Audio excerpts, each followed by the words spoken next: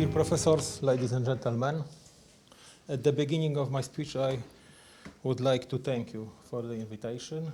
This is for me a great honor to have a speech in Central European Academy. Winston Churchill told that a speech should be like a woman's skirt, not too short but not too long. And you will see if I... Yeah. And you will see if I manage it, yes? And the topic of my speech is the state in the EU, theory versus reality. As we all know, the state is a national community living in historically owned territory and equipped in necessary authority, of course, generated by itself. And this is an old definition by Georg Jelinek, but it's still up to date because no better definition has been created. The key feature of state is sovereignty. Effects of sovereignty are, firstly, state's right to determine the scope of its power. Secondly, supremacy of state's authority. And supremacy is related to, one, external sovereignty, to internal sovereignty, and the unity of authority within the state's territory. And the letters mean that, in short, that only state's authority acts effectively and legally on state's territory. The European Union came into existence in 1993 based on economic integration as an association of sovereign states that integrate, or maybe better would be told, jointly exercise their state-related obligation in many non-economic areas of their national activity. And this is the theory. But what about practice? My thesis is as follows.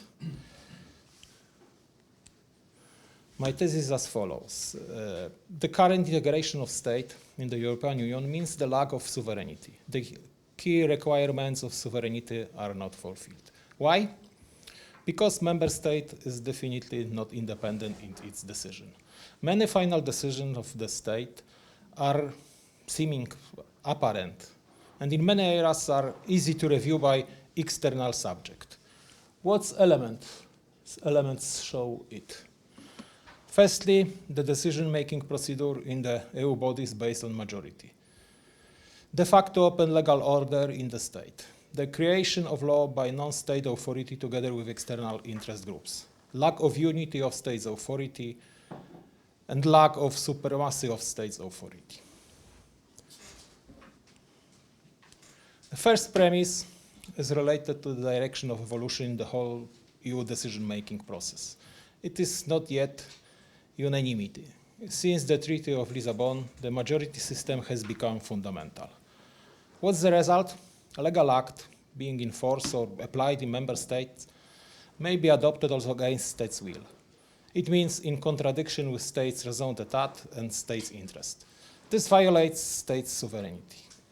Second premise, de facto open state's legal order undermines the internal sovereignty of states. In addition to national sources of law being mostly closed constitutional catalog, foreign sources of law are effective in the state's territory. Not always do they find clear confirmation in the national constitution, for example, in the constitution of the Republic of Poland. However, EU demands they must have primacy of application over national sources, whole sources, constitution too. This means that they have not formally, but the really superior position. Besides, they are created not only with the participation of other states, but also diverse non-state interest groups. Also, the uniformity of states' authority, understood in monocratic terms, does not exist in the EU. Especially, this is visible in the legislative process in economic and currency policy. A number of EU bodies composed of international officials representing EU interest is involved in this process in different forms. This problem is clearly manifested by the fact that in the EU, only the European Commission has the right of legal initiative. Under Article 17.2 Treaty on EU, subject to specific exception, of course, only the Commission prepares draft of legal acts. Without the will of the Commission, the legislative power of the EU may not be exercised. And let me remind that the most important part of legislative power are sovereign states right now. As for the supremacy of states' authority, it's simple, does not exist in certain levels. It is replaced by integration power. State authority has retreated in accordance with the conception of the conferral of competences. What's more, state's authority is disappearing not only in the era of the EU exclusive competences, but also relatively in the era of shared competences. Indeed, in the second case, both subjects may formally enact law, but the role of states is secondary. They exercise legislative power only within a scope in which the EU has not exercised them. Because, of course, the principle of proportionality is fiction here. Politics rules. This is the reality. The sovereignty of member states is quietly disappearing. And the nations of Europe are lied to about this. Supporters of EU are looking for various arguments to conceal this phenomenon or ridicule true information.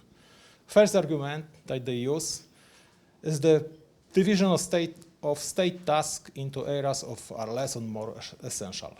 Then mention here too the right to veto or the so-called brake mechanism. They suggest that does the institution protect the essence of sovereignty and statehood and allow other matters to be decided by the supranational authority. Second argument is conception of objectives. Here the priority of objectives to be achieved has primacy over the monopoly of states' authority. They underline that states alone cannot rise to some challenges that is faced with. Third argument is that it is states' sovereign decision to accept the foreign authority in its territory. And they stress member states formally still has the possibility to withdraw from the integration process or to be accept the so-called multi-speed integration. And in this way, it is clear where the final supreme authority is located. Fourth argument is many concepts that separate formal sovereignty from the exercise of sovereignty or theories of uniting sovereignty. Finally, they sometimes try to undermine the standard of sovereignty as a criterion of statehood. These arguments are weak, even though they are formally correct. Let us take the most popular one, used very often, the right to withdraw from the EU. In the construction of integration, the fact that sovereignty is based on the possibility to withdraw from this process is doubtful explanation. Such a possibility had also existed before the Treaty of Lisbon, but then it did not have formal legal basis in the treaties. But it was possible with a little political will based on the general norms of international law. Since the reform of the treaties in Lisbon, the situation has been changed. It's easier from the formal legal perspective, but from political side, even more difficult. There is in the EU Treaty Article 50. This procedure has three stages. Firstly, the decision of the state based on its constitutional procedure. Secondly, notification in which the member state informs the European Council about the intention to withdraw. Thirdly, the conclusion of a treaty regulating the conditions of withdrawal. The conclusion of the treaty is based on the law of treaties. But what happened if, based on freedom to conclude agreement, the certain member state is not willing to conclude negotiation treaty? Because it recognized that this harms its interest. Indeed, sovereignty is preserved when the right to withdraw from the EU had its source in the decision of the interested state. So it may not depend on the consent of EU bodies or on the consent of other states. From that perspective, it is strange that even during negotiation or withdrawal, the EU expects the interested state to obey the EU principle of loyalty. The question arises, should the state take care on EU interest and not on its own ones? Anyway, we saw what the reality was when the United Kingdom was negotiating the agreement on withdrawal from the EU. Of course, the Treaty on EU itself provides for an emergency exit. If there is no success in negotiation, withdrawal takes place after the lapse of the 2-year period, which is counted from the day of the negotiation of the notification of the intention. It is in fact unilateral breaking of the agreement, and it does not solve any problems. Just the opposite. Lack of consensus will mean problems. The violation of the interest of one or both of the parties. The problem will arise. This will generate conflict, and the question appears how to solve it.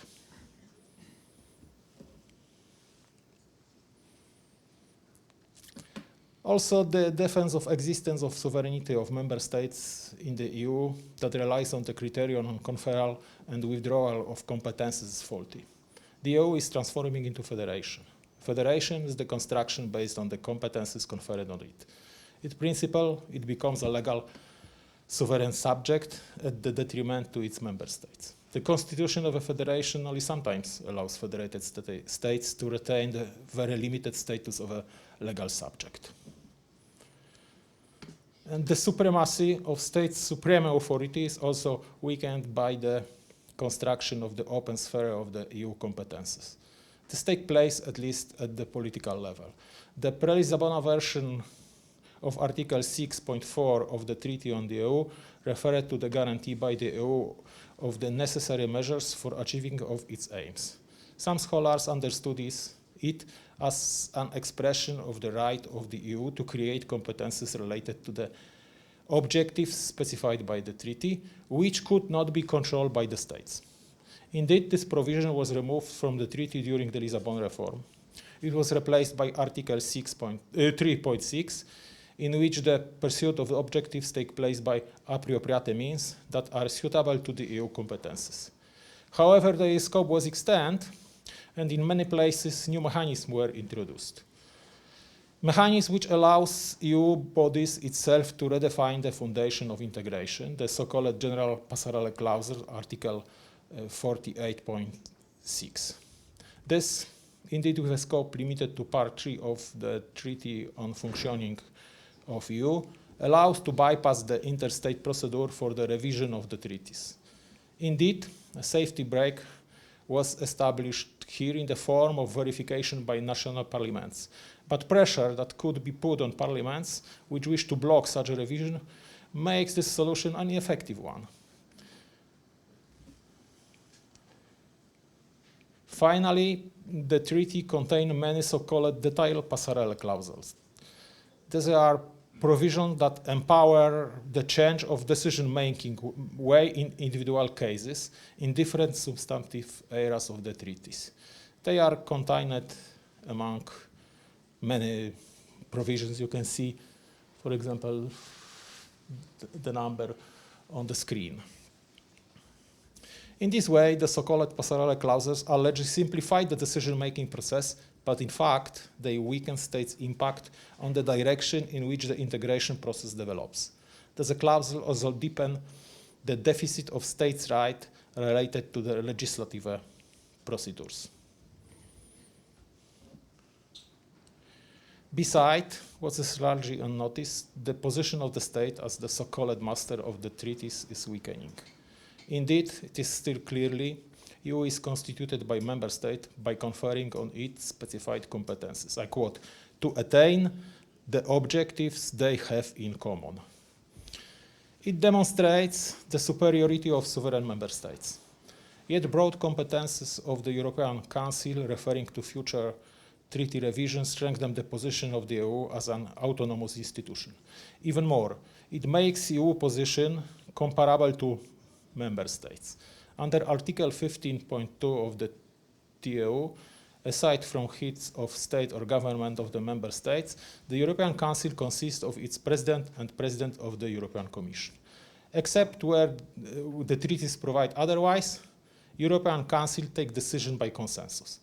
The president of European Council endeavors to facilitate consensus. This means, in practice, that in many matters EU member states will have to gain not only their own consent, but also the consent of the institution represented by two officials. The above is linked with the whole sphere of the integration activity, where the EU may issue acts in fields that are unspecified or indeterminate in the treaties. This follows from the shape of the principle of conferral as the foundation for the competences of the EU. In fact, this allows the EU to define its own competence. This is in practice acquiring quasi-sovereignty.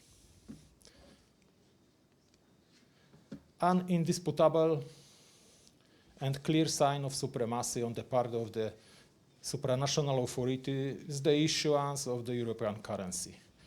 From the perspective of classic sovereignty by Jean Baudin, the right to issue currency had always been the sovereign attribute.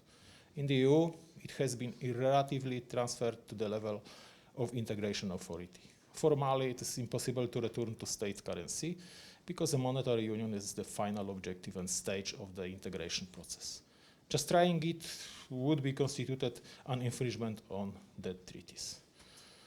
Returning to national currency would require withdrawal from the EU. As a result of my speech, I think the statement is not exaggerated, that there are no sovereign states in the EU anymore. Federation of the EU is not coming, federation has already come. Most states didn't even notice it. Thank you.